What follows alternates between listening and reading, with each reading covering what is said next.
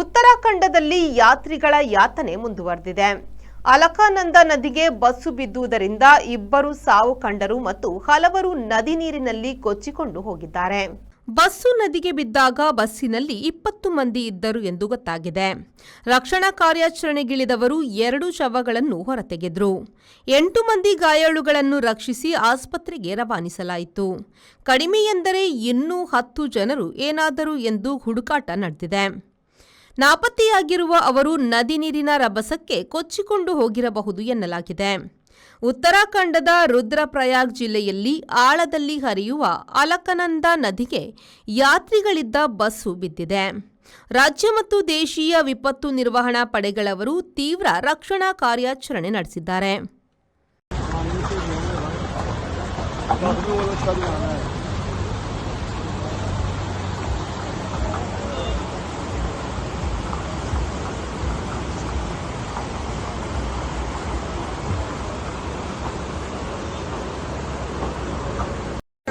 कौन सी गाड़ी थी?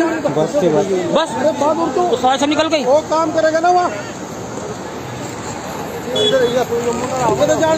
Every action has a multiple reactions in an industry. Safety is what comes first, and that is what we provide. Induscare Equipments, manufacturers and suppliers of industrial safety equipments. We provide safety equipments like gloves, masks, safety helmets, earplugs, safety belts, safety shoes, gum boots, safety goggles, industrial and medical coveralls, fire protection and arc flash suits, road safety equipments, and all industrial fire and safety accessories. Your safety is our priority. Induscare Equipments, KVSS Bank Building, Kulur, Mangaluru. Call 0824 2458 754.